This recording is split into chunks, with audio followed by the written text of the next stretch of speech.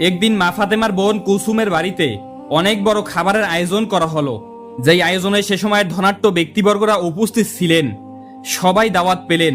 সবাই আস্তে আস্তে খাবারের জন্য সেই মেজবানে উপস্থিত হতে লাগলেন। নবী করিম সাল্লাল্লাহু আলাইহি ওয়াসাল্লামও সেখানে গেলেন। সেখানে সবাইকেই তিনি দেখতে পেলেন।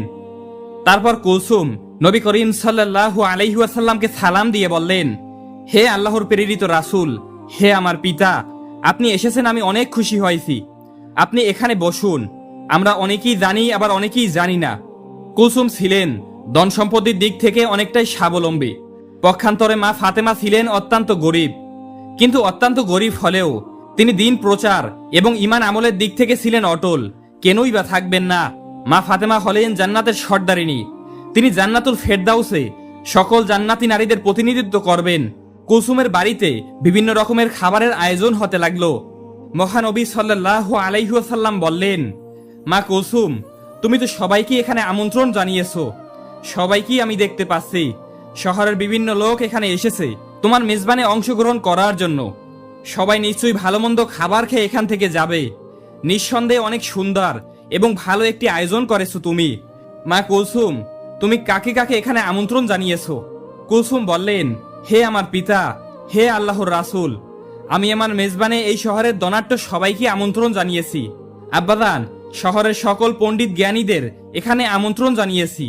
নবী করিম সাল্লাল্লাহু আলাইহি ওয়াসাল্লাম বললেন, তুমি সবাইকে এখানে আমন্ত্রণ করেছো, কিন্তু একজনকে তুমি আমন্ত্রণ করনি। কুলসুম তখন বললেন, কে বাবা? কাকে আমি আমন্ত্রণ করিনি? নবী করিম সাল্লাল্লাহু আলাইহি ওয়াসাল্লাম বললেন, সেটা তো তোমার অজানা হবার কথা নয়। সে তো তোমার রক্তের সম্পর্ক, তোমার আপন বোন ফাতেমা। কুলসুম একটু চুপ হয়ে রইলেন। ফাতেমাকে সে ইচ্ছা করেই আমন্ত্রণ করেনি, কারণ ফাতেমা ছিল অনেকটাই গরিব। তার পোশাক আশাক ভালো ছিল না। কুলসুম ভেবেছিল ফাতেমা যদি এই অনুষ্ঠানে আসে তাহলে তার মান সম্মানে হানি ঘটবে, তাই তিনি তাকে আমন্ত্রণ করেনি। এদিকে কুলসুম যখন অনেক বড় মেজবানের আয়োজন করলো, ভালো ভালো কোরমা পোলাওয়ের আয়োজন করলো, মা ফাতেমারই আপন বোন কুলসুম শহরের সবাইকে আমন্ত্রণ করে খাওয়াচ্ছেন। তখন পক্ষান্তরে একবেলা খেতেও পারছিল না মা ফাতেমা এবং তার ঐশ্বর্যদার দুজন সন্তান হাসান এবং হোসেন ক্ষুধার জ্বালায় কাতরাচ্ছিল এবং তারা বলছিল, মা, আমাদের খুবই ক্ষুধা লেগেছে, আমরা আর ক্ষুধার জ্বালা সহ্য করতে পারছি না, তুমি আমাদেরকে কিছু খাবার দাও।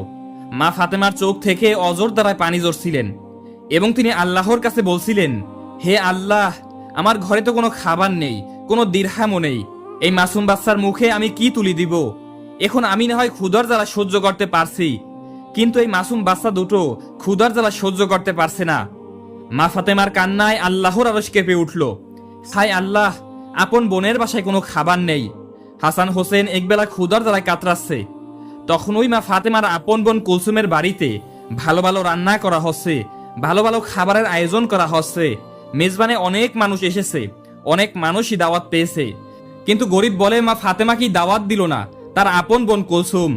নবী করিম সাল্লাল্লাহু আলাইহি ওয়াসাল্লাম কুলসুমকে বললেন, সে তোমার আপন বোন, এখানে সবাই যেহেতু এসেছে তারও আসার প্রয়োজন ছিল, তোমার তাকে আমন্ত্রণ করা উচিত ছিল। কুলসুম মহানবী সাল্লাল্লাহু আলাইহি ওয়াসাল্লামকে খাবার খেতে বসার জন্য অনুরোধ করলেন এবং সে এড়িয়ে গিয়ে অন্যদিকে চলে গেলেন। সবাই খাবার খেতে বসে গেল এবং খাবার চুলা থেকে উঠাতে লাগলো। কুলসুম সবকিছু তদারকি করতে লাগলেন। নবী করিম সাল্লাল্লাহু আলাইহি ওয়াসাল্লাম দুঃখ বারাক্রান্ত মন নিয়ে দাঁড়িয়ে রইলেন। সে কি করে সেখান থেকে খাবার গ্রহণ করবেন? তার সব থেকে আদরের মেয়ে মা ফাতেমা সেখানে আসেনি। তার কলিজার টুকরা নাতি হাসান ও হোসেন ক্ষুধার জ্বালায় কাতরাচ্ছিল। হায় আল্লাহ, এই নিদারুণ অসহায়ত্ব দেখে নবী করিম সাল্লাল্লাহু আলাইহি ওয়াসাল্লামের মনেও অনেকটাই কষ্ট লাগলো। তারপর মা ফাতেমার কাছে যখন হাসান হোসেন ক্ষুধার জ্বালায় চিৎকার করছিল, মা ফাতেমা কোনো উপায় না পেয়ে শুধু চুলাতে গরম পানি ফুটাতে লাগলেন এবং হাসান হোসেনকে বললেন, এই তো বাবা, একটু পরেই খাবার হয়ে যাবে, তোমরা যাও পাহাড়ের কাছে গিয়ে খেলা করো, আমি রান্না হলেই তোমাদেরকে ডাকবো। আসলে চুলায় তো কোনো খাবারই ছিল না, শুধুই গরম পানি দিয়ে ফুটাচ্ছিলেন মা ফাতেমা, কারণ ছেলেদের তো কিছু একটা বুঝাতে হবে, তার ঘরে যে কোনো খাবার নেই। সে শুধুই এই অবস্থা দেখছিলেন এবং তার চোখ থেকে অজর দ্বারায় পানি ঝরছিলেন। পক্ষান্তরে তার আপন বোনের বাসায় অনেক ধরনের খাবারের আয়োজন হতে লাগলো। তারপর সবাইকে খাবারের জন্য যখন কুলসুম খাবারের পাত্রের কাছে গেলেন, তিনি সেই ঘটনা দেখে অবাক হয়ে রইলেন, কারণ তিনি যখন খাবারের পাত্রের কাছে গিয়ে খাবারের ঢাকনা একে একে উপরে তুললেন, তিনি দেখলেন রান্না করা সকল ভালো ভালো খাবার, পোলাও, কোরমা, মাংস সবকিছু পাথর হয়ে গিয়েছে। তিনি বললেন, হায় আল্লাহ, এ কি করে সম্ভব? এ কি করে হলো? একটু আগেই তো সকল খাবার রান্না করা হয়েছিল। খাবার রেখে আমি আমার পিতার সাথে কথা বলছিলাম, এখন সকল খাবার কিভাবে পাথর হয়ে গেল? কার অভিশাপে এমন হলো? শহরের বিভিন্ন মানুষ এখানে এসেছে, সবাই অপেক্ষা করছে। আমি যদি এখন খাবার না দিতে পারি, আমার মান সম্মান কিছুই থাকবে না। এই কথা ভাবতে ভাবতে কুলসুম দৌড়ে মহানবী সাল্লাল্লাহু আলাইহি ওয়াসাল্লামের কাছে গেলেন। তিনি তার পিতাকে বললেন, হে আমার পিতা, আমি এখন কি করব? আমার অনেক বড় বিপদ হয়ে গেছে। এমন কেন হলো? আমি কিছুই ভেবে পাচ্ছি না। মহানবী হযরত মুহাম্মদ সাল্লাল্লাহু আলাইহি ওয়াসাল্লাম তার মেয়ে কুলসুমকে বললেন, কেন মা, কি হয়েছে? তোমাকে এত হতাশাগ্রস্ত লাগছে কেন? আমাকে খুলে বলো। কুলসুম বললেন, আমি যে খাবার আয়োজন করেছিলাম, যে খাবার বাবুর্চিরা রান্না করেছিল, সকল খাবারই প্রায় হয়ে গিয়েছিল। আমি যখন আপনার সাথে কথা বলে সবাইকে খাবার দেওয়ার জন্য, তদারকি করার জন্য খাবারের কাছে গেলাম এবং গিয়ে খাবারের পাত্র একে একে উঠাতে লাগলাম, আমি দেখলাম সকল খাবারই কয়লায় পরিণত হয়ে গিয়েছে। এখন আমি কি খাওয়াবো এই আমন্ত্রিত অতিথিদের? তাদের আমি কি দিব? এত বড় মেজবানের শহরের ধনাঢ্য ব্যক্তিরা, জ্ঞানী ব্যক্তিরা উপস্থিত হয়েছে। আমি যদি এখন তাদের সামনে খাবার দিতে না পারি, তাহলে আমার মান সম্মান কিছুই থাকবে না। আপনি আমাকে সাহায্য করুন, আমি এখন কি করতে পারি? নবী করিম সাল্লাল্লাহু আলাইহি ওয়াসাল্লাম সব কিছুই বুঝতে পারলেন। তিনি বললেন, মা কুলসুম, তুমি অনেক বড় ভুল করে ফেলেছো, যে ভুলে আল্লাহর আরশ কেঁপে গিয়েছে। আল্লাহ অনেকটাই তোমার উপর নারাজ হয়েছে। আর তিনি এজন্যই নারাজ হয়েছেন, তুমি তোমার আপন বোন ফাতেমাকে গরিব বলে এই মেজবানে আমন্ত্রণ করনি। সে দিন আনে দিন খায়, তার মাসুম বাচ্চা হাসান ও হোসেন ভালো মন্দ খাবার তো দূরের কথা, দুবেলা পেট ভরে খেতেও পারে না। অথচ আপন বোন, আপন বোনের ছেলেদের তুমি তোমার মেজবানে আমন্ত্রণ করনি। শহরের সকল মানুষকে তুমি আমন্ত্রণ করেছো, আর সে গরিব বলে, তার পোশাক আশাক ভালো নাই বলে তুমি তাকে আমন্ত্রণ করনি। সে মনে অনেকটাই কষ্ট পেয়েছে, তার মাসুম বাচ্চারা ক্ষুধার জ্বালায় কাতরাচ্ছে। এই ঘটনা আল্লাহর আরশে পৌঁছে গিয়েছে। আল্লাহ তোমার উপর নারাজ হয়েছেন, তাই তোমার সকল খাবারই সে কয়লায় পরিণত করে দিয়েছেন। এরপর কুলসুম বললেন, হায় আল্লাহ, আমি তো এতটা ভাবিনি। হে আল্লাহর নবী, আপনি কিছু একটা করুন, এর সমাধান দিন। নবী করিম সাল্লাল্লাহু আলাইহি ওয়াসাল্লাম বললেন, এর উপায় একমাত্র মা ফাতেমার কাছেই আছে। তিনিই পারেন সকল সমস্যার সমাধান করতে। নিশ্চয়ই তার ইচ্ছায় আল্লাহ রাব্বুল আলামিন এই সমস্যার সমাধান করে দিতে পারেন। তখন কুলসুম দৌড়াতে দৌড়াতে মা ফাতেমার বাড়িতে পৌঁছে গেলেন। সেখানে গিয়ে তিনি মা ফাতেমাকে ডাক দিলেন। মা ফাতেমা বাড়ি থেকে বের হয়ে আসলেন এবং বললেন, হে আমার বোন, তোমাকে এতটা হতাশাগ্রস্ত দেখাচ্ছে কেন? এই অসময়ে আমার বাড়িতে কেন? আজ তো তোমার বাড়িতে অনেক বড় খাবারের আয়োজন, অনেক বড় মেজবানের আয়োজন করেছো তুমি। কুলসুম কান্না করে বললেন, হে আমার বোন, আমাকে তুমি ক্ষমা করে দাও। আমার মেজবানে আমি সবাইকে আমন্ত্রণ করেছি, তোমাকে আমি আমন্ত্রণ করিনি। আমি অনেক বড় ভুল করে ফেলেছি। মা ফাতেমা বললেন, না না, ঠিক আছে, আমি নিতান্তই গরিব মানুষ। শহরের ধনাঢ্য মানুষেরা তোমার আমন্ত্রণে এসেছে, আমি ওখানে গেলে তোমার মান সম্মানে হানি করতে পারে, এটা আমি বুঝতে পেরেছি। তোমার উপরে আমার কোনোই রাগ নেই। তখন কুলসুম বললেন, এখন এসব কথা বলার সময় নয়, তুমি আমাকে ক্ষমা করে দিও। তোমাকে আমি আমন্ত্রণ করিনি বিদায়। মহান আল্লাহ রাব্বুল আলামিন আমার উপর নারাজ হয়েছেন। আমি যখনই সবাইকে খাবার দিতে যাব, তখন দেখি আমার সকল খাবারই কয়লায় পরিণত হয়ে গিয়েছে। তুমি এখনই সেখানে চলো। আমার পিতা নবী করিম সাল্লাল্লাহু আলাইহি ওয়াসাল্লামও সেখানে রয়েছেন। হে আমার বোন, তুমি যদি ওখানে উপস্থিত না হও, তাহলে ওই সমস্যার সমাধান হবে না এবং আমি শহরের কাউকেই খাবার দিতে পারবো না। তারা সবাই উপস্থিত হয়েছে, তাদের কাউকেই খাবার দিতে না পারলে তোমার আপন বোন কুলসুমের মান সম্মান কিছুই থাকবে না। এই কথা শুনে মা ফাতেমা বললেন, ঠিক আছে, আমি তোমার কষ্টের কথা বুঝতে পেরেছি, তুমি হতাশ হইও না, চলো দেখি কি করা যায়। এই বলে হাসান হোসেনকে নিয়ে কুলসুমের বাড়ির দিকে রওনা করলেন। তারপর কুলসুমের বাড়িতে গিয়ে মা ফাতেমা দেখলেন নবী করিম সাল্লাল্লাহু আলাইহি ওয়াসাল্লাম মা ফাতেমার অপেক্ষায় মেজবানে উপস্থিত, সকলের সামনে দাঁড়িয়ে রয়েছেন। মা ফাতেমা সেখানে গিয়ে আল্লাহর নবীকে সালাম দিয়ে বললেন, হে আমার পিতা, আমার সালাম গ্রহণ করুন। মহানবী হযরত মুহাম্মদ সাল্লাল্লাহু আলাইহি ওয়াসাল্লাম মা ফাতেমার সালামের উত্তর দিয়ে বললেন, মা ফাতেমা, তুমি এসেছো, আমি তোমারই অপেক্ষায় ছিলাম। মা ফাতেমা বললেন, হ্যাঁ বাবা, আমি এসেছি। কুলসুম আমার বাড়িতে গিয়েছিল আমাকে ডাকতে, ওই আমাকে নিয়ে আসলো।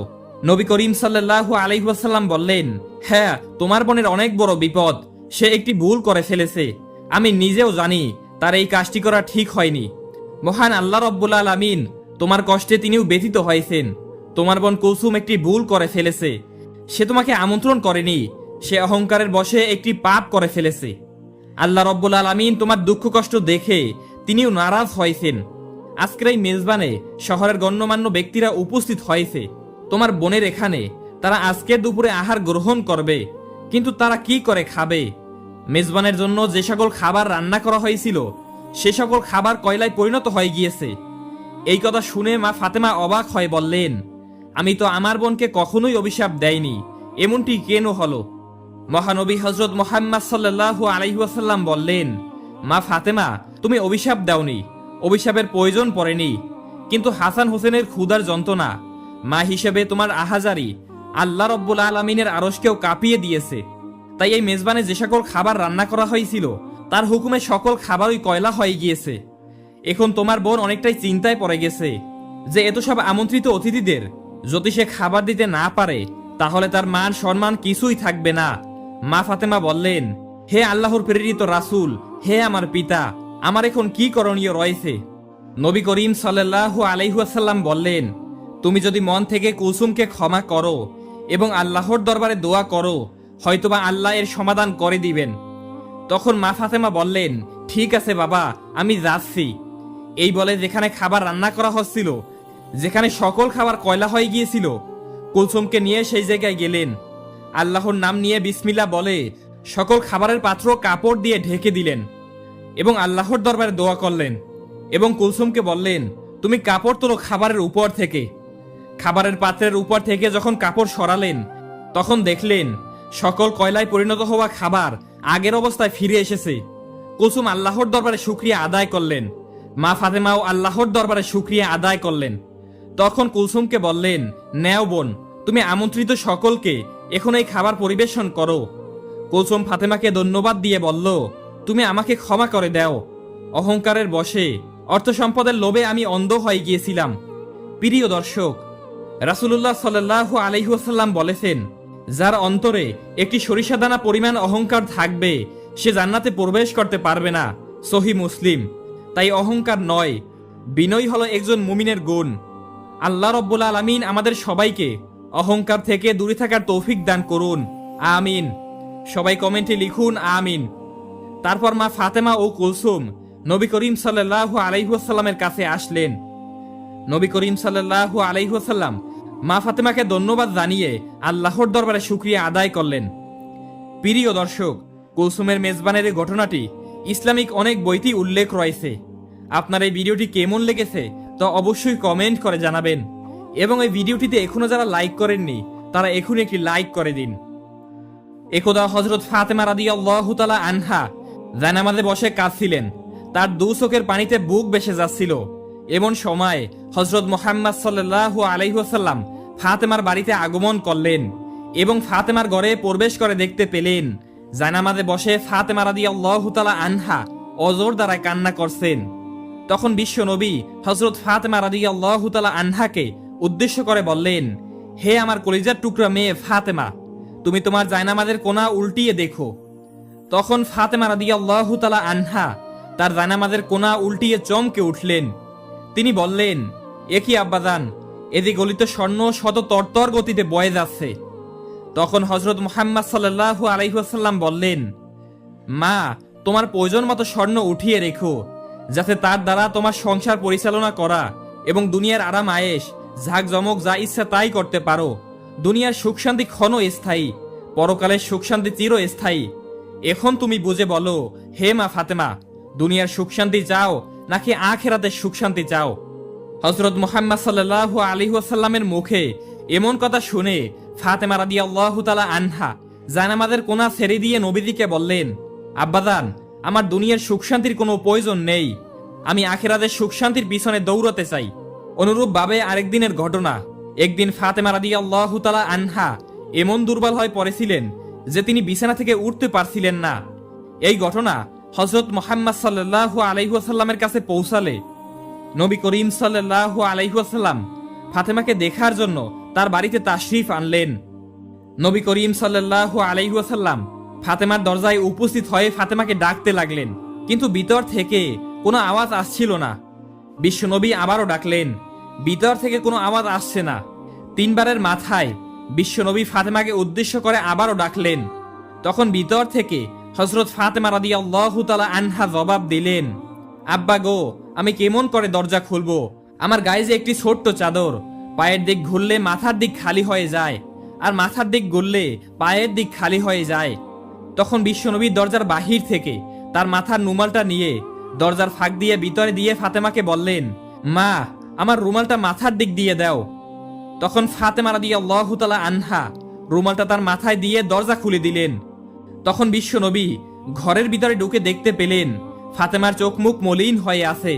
তখন বিশ্বনবী ফাতেমাকে বললেন, মা, তোমার কি অসুখ হয়েছে?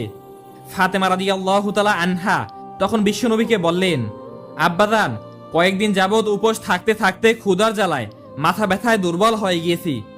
এটা শুনে হযরত ফাতেমা রাদিয়াল্লাহু তাআলা আনহাকে বিশ্বনবী বললেন, আমিও আজ 3 দিন যাবৎ উপবাসী, অথচ আমি আল্লাহর নিকট তোমার চেয়ে অধিক প্রিয়। আমি চাইলে তিনি দুনিয়ার সব থেকে ভালো খাবার আমাকে খাওয়াইতেন, কিন্তু আমি দুনিয়ার উপর আখিরাতকে প্রাধান্য দিয়েছি। তখন নবী করিম সাল্লাল্লাহু আলাইহি ওয়াসাল্লাম ফাতেমাকে বললেন, হে মা ফাতেমা, ধৈর্য ধরো, নিশ্চয় সুসংবাদ রয়েছে। আল্লাহর শপথ করে বলছি, বেহেশতে তুমি হবে রমণীকুলের সবার সর্দারিনী, বেহেশতের চাবি থাকবে তোমার হাতে। বিশ্বনবীর মুখে এমন কথা শুনে হযরত ফাতেমা রাদিয়াল্লাহু তাআলা আনহা একেবারে চমকে উঠলেন। তিনি বিশ্বনবীকে বললেন, আব্বাজান, তাহলে বিবি মরিয়ম এবং বিবি আসিয়া কি হবে? তখন নবীজি বললেন, মা, বিবি মরিয়ম তার সময়কালের সকল মহিলাদের সর্দারিনী, এবং বিবি আসিয়াও তার সময়কালের সকল মহিলাদের সর্দারিনী। আর তুমি হলে এখন থেকে নিয়ে কিয়ামত পর্যন্ত যত মহিলা আছেন সকলের সর্দারিনী হিসেবে তুমি বেহেশতে থাকবে। সুবহানাল্লাহ। এই কথা শুনে হযরত ফাতেমা রাদিয়াল্লাহু তাআলা আনহা অত্যন্ত খুশি হলেন। তো প্রিয় দর্শক, এই ছিল আজকের ভিডিও।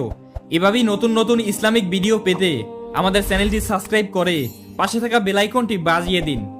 এবং এই ভিডিওটি আপনার কাছে কেমন লেগেছে তা অবশ্যই কমেন্ট করে জানাবেন।